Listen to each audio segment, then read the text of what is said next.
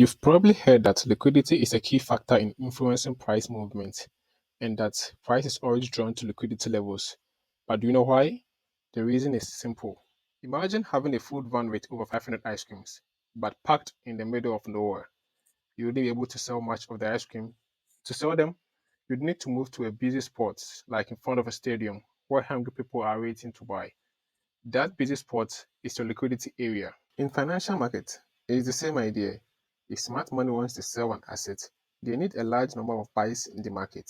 So the price is first drawn to liquidity areas, and after sweeping those areas, they make the major moves. That is how liquidity works. With that in mind, marking key liquidity levels on a price chart is very important for making successful trade decisions.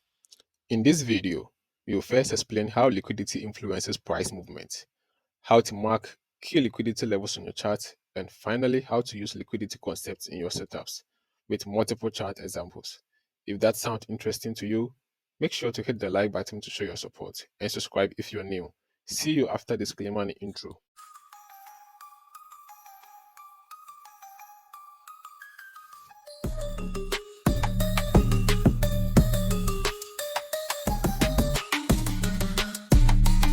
What is liquidity? Liquidity levels are areas on the chart where a high concentration of orders, like stop losses or pending trades, are likely to exit. These areas act as magnets for price, drawing it towards them before a major move occurs. Let's say this is the recent price action on the chart. If the market keeps pulling down to the recent higher low it created, I'll mark that area as a support level where I'll be buying from and put my TP at the swing high. That is a resistance level above. If price reach that level, I will go short. That is, I will be selling from that zone because I've seen a resistance level where a potential sales can happen. So with that in mind, we have liquidities resting above the swing high and below the swing lows, which we refer to as buy side and sell side liquidity respectively. So liquidity above a high or a group of highs is called the buy side liquidity. So if price approaches these levels, the bearish traders will go short or protect their previously short positions. On the other hand, the breakout traders will go long if the price breaks above these levels. The sudden price movement designed to grab these liquidities is called the buy side delivery.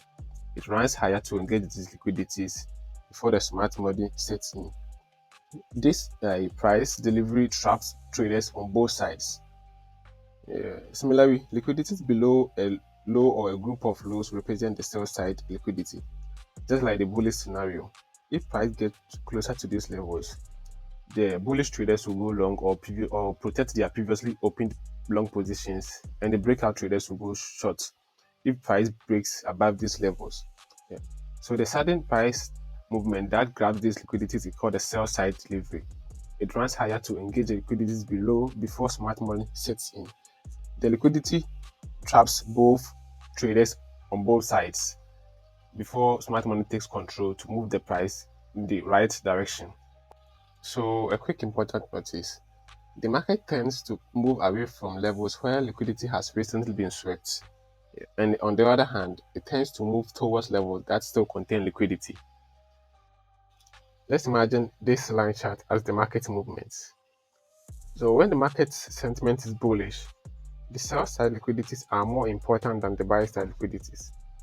This is just because sweeping these liquidities below often signals a possible bullish continuation and creates opportunities to go long in line with the dominant trend, which is bullish. Key liquidity areas to mark on the chart. Swing highs and lows. So this is a swing high and a swing low. So a swing high is created when three candles, that is the middle candle being the high, with the previous candle and the candle that comes after it being lower than it, like so. The candle before it, that's this one, shouldn't be equal or greater or above this high. Same applies to the candle that comes before it. The swing high is complete once the third candle opens and closes below it. Same scenario applies to the swing low. So this low is the swing low. I'm going to choose this. So this is the swing low. which is having the previous candle, that is this area, being higher than it, and this area, the next candle after it being higher than it. That is, none of these candles equal to this area or lower than it. So let me show you chart examples. So this is a chart example of a swing high. Middle one is a swing high. Then this is a chart example of a swing low. That is how you mark the swing highs and lows. So prior to this swing high and this low, I took a trade. That is this one. So let me show you how I end up buying this area to this area. So price, I drew my support level. Price came, reacted to it, gave a bullish engulfing candle. That is, the buyers are in the market. Meanwhile, the buyers in the market, the price left liquidity that needed to be cleared here. So I waited for the liquidity to be cleared using this swing low. So after clearing it, the swing low closed its body above the support level, giving me more confirmations. Let me take this one out. Sorry. Take this one out and this one out. So this would have been my take profit, but it was already taken out. If you look at this area, it took it out before reversing to my entry. So this next area of liquidity is my take profit, because this has already been cleared, and the next liquidity market will draw to will be this one. So let's put this one here. After the market gave us the second candle, then scale to the 15 minutes time frame and see how I took this buys.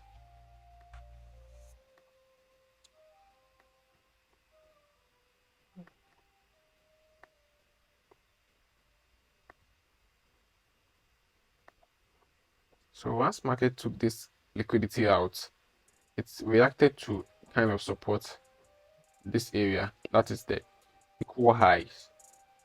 You see this one, it has equal buttons. That is the others have other names for it, but this is the equal highs. So market reacted to the equal high, then started dropping.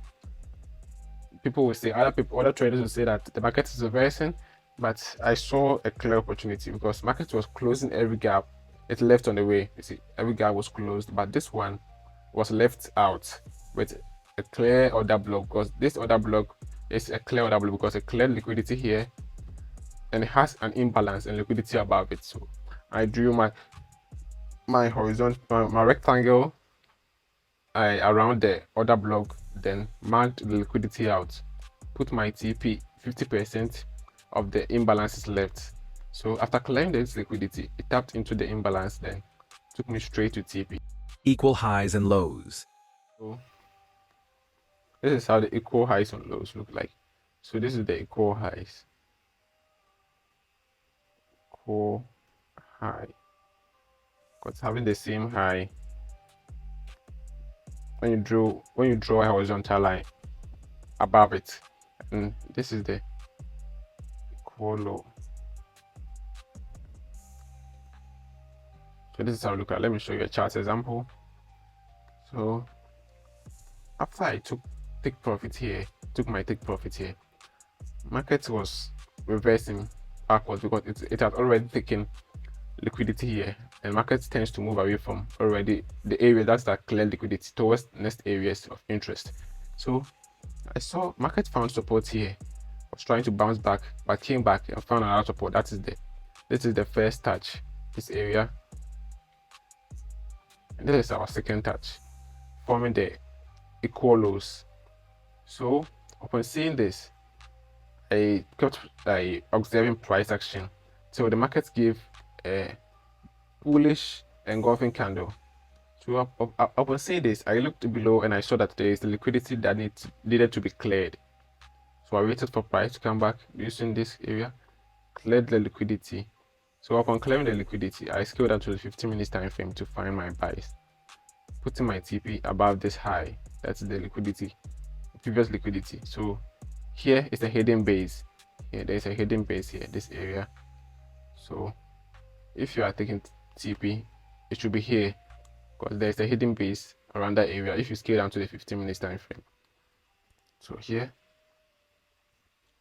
all right, then let's scale down to the 15 minutes time frame for our clear buys.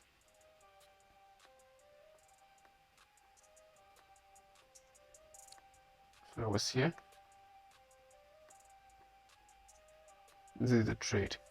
So upon clearing the liquidity here, the market was rallying up. This was a higher low, so a lower high that was supposed to support price and draw it back to the zone, but it failed. Rather, price broke through it, this area, making this area a breaker block.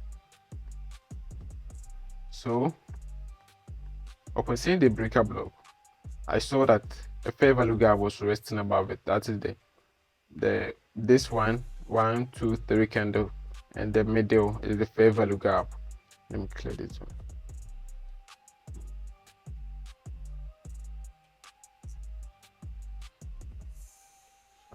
Okay, let me take this one out. So this candle, 1, 2, 3, give us a fair value gap. Even though this first candle gave us a fair value gap, 1, 2, 3, I took the trade on it. But with this one, breaker block in line with the fair value gap, we use the recent fair value gap. So we take our horizontal, draw a fair value gap, then enter on a 50% of the fair value gap. So just like that. Then our TP, it's above it's on the hidden base. So here, sell should be here below this area. So the hidden base, see the hidden base is here, some kind of support area, sorry, resistance area. This one, that is where profit was taken.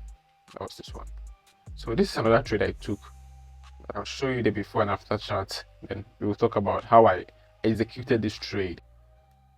This trade, the outcome is here. Sorry for the resolution because I took a screenshot to the phone.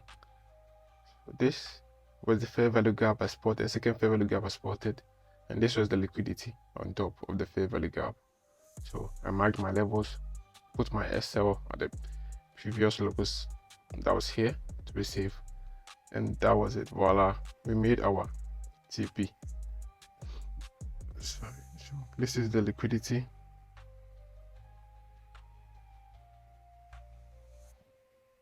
And this is the fair value gap. This was our safe zone to put our SL, and just a few clicks without a pullback, then we hit our TP. That is how powerful liquidity is. So thanks for watching, guys. Please like, comment, and share. Don't forget to subscribe. See you in the next video. Thank you.